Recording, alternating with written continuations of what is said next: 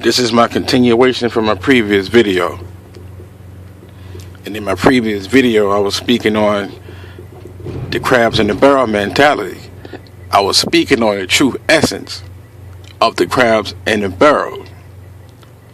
Now, if you are a crab lover like I am, and if you have prepared steamed crabs, then you should understand this analogy just like I do.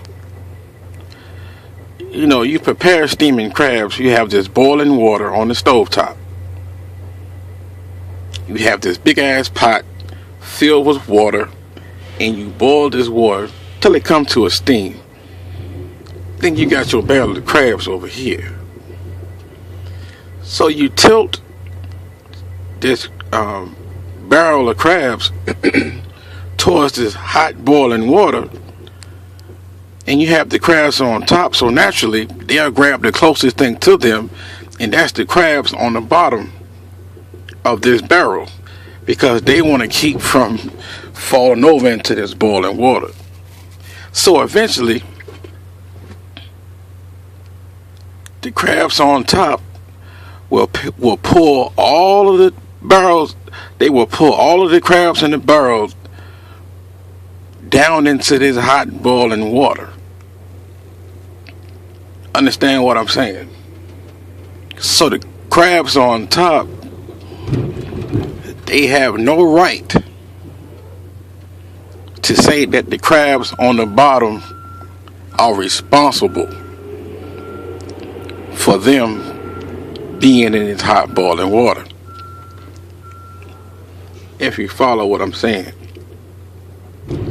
But either way you look at it, all the crabs in the barrel is going in this hot boiling water. And none is spared, especially if you're a crab lover. Shit, I'm trying to tell you, it ain't nothing like, steamed crabs, especially when they season just right, and you ain't trying to sacrifice not one of them. And the reason why I came with this analogy, because I heard that Charles Barkley, so-called Black Secret, and he spoke on the crabs in the barrel mentality, but that was his perception of it. And some say he was telling the truth. Yeah, he was. I agree with that from that perspective. But when you come with a whole different perspective, then you'll see it a whole nother way, like I do. Just like I said in my previous video, even though it was cut short, but I still uploaded it anyway. Y'all remember Martin Luther King and his civil rights movement? It was a great movement. It was a hell of a movement, but his movement had flaws. It wasn't a flawless movement. And at the ending of his life, he also seen that his movement was flawed, because he quoted that he believes that he's leading his people into a burning house. This is what he said. I'm not making this up. And like I said in the previous video, you can go do your own research if you don't believe what I'm telling you. But anyways, Martin Luther King Jr. said he was leading his people into a burning house. And the man been dead over 40 years. He's been dead over 40 years. So he didn't really get to see the results of his project. He didn't really get to see the progression. He didn't get to see the outcome of this burning house that he mentioned.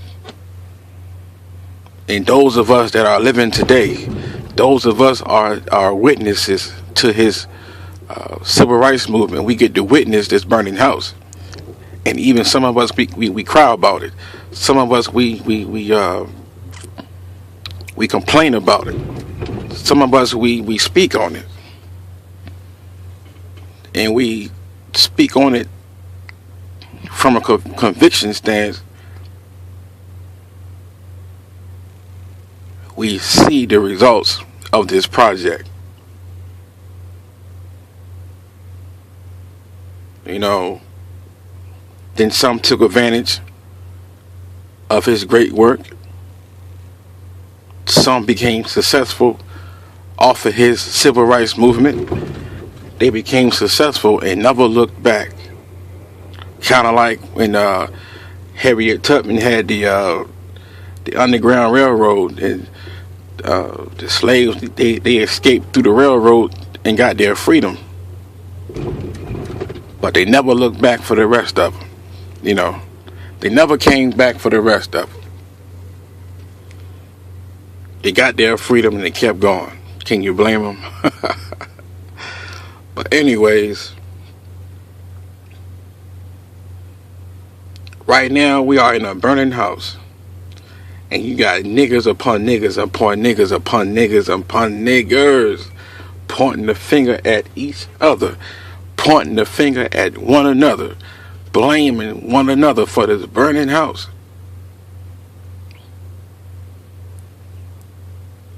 Blaming each other. When all of you motherfuckers in the same barrel. Understand what I'm saying? You're in the same barrel, and the ones that's on top, or the so-called successful ones, they're going to be the cause of the ones on the bottom demise. These so-called successful niggers, these so-called crap that made it out of the motherfucking barrel. There ain't no such thing. Only way you can make it out of this barrel, the only way that a crab can make it out of that barrel is to go into a fucking hot boiling water. And you call that shit successful? But according to their perspective, when you come up out of this barrel, when you come out of the barrel and you're successful, meaning that you come out of the barrel, then the ones that's on the bottom of the barrel are still in the barrel. They want to reach up and try to pull you back down in the barrel.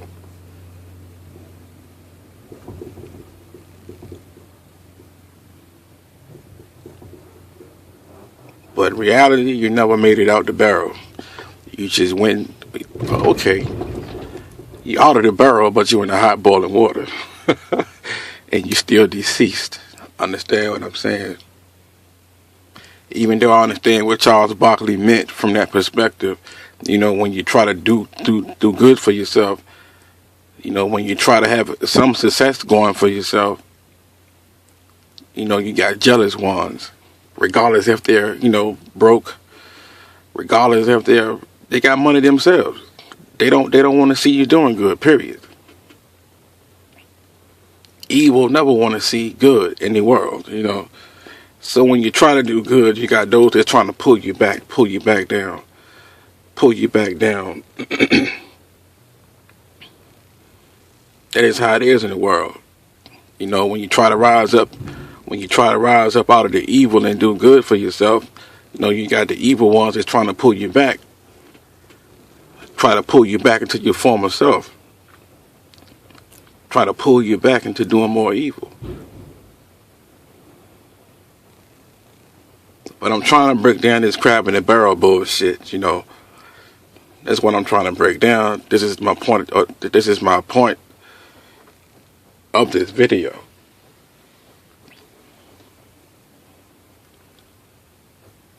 The successful crabs are the main ones that's going to eventually kill and slaughter all the crabs that's in the barrel. Think about it. Just look at YouTube, and you got guys like Painless Risen. Yeah, I said his name. And the likes and the ilks of his like that come on YouTube and speak the way they do. They are the main ones, or they are the main crabs that's sitting on top of the barrel. And you hear them say that shit, we are the better black men. You hear that bullshit they talk about, meaning that they sitting on top of the barrel.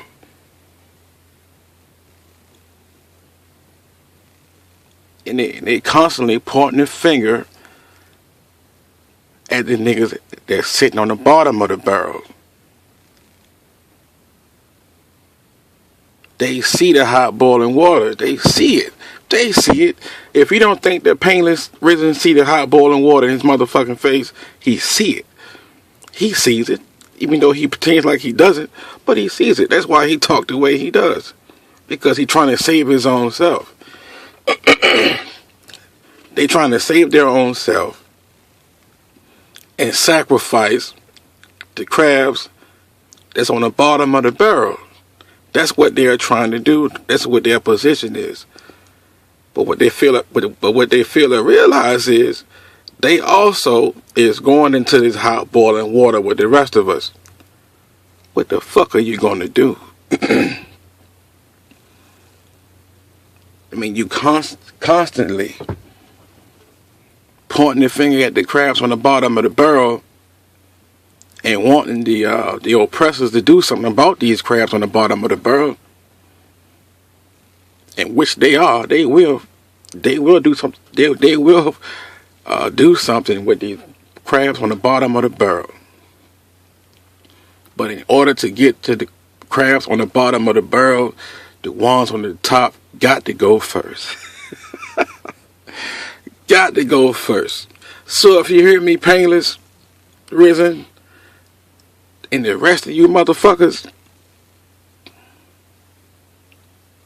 your ass going first.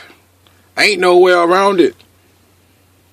And if you don't believe what I'm saying, go to your nearest seafood market, order you a bushel. It ain't gotta be a bushel of them. Just order you a dozen. Fuck it, a half a dozen. Fuck it, shit, yeah, a half a dozen. And order you a half dozen of live crabs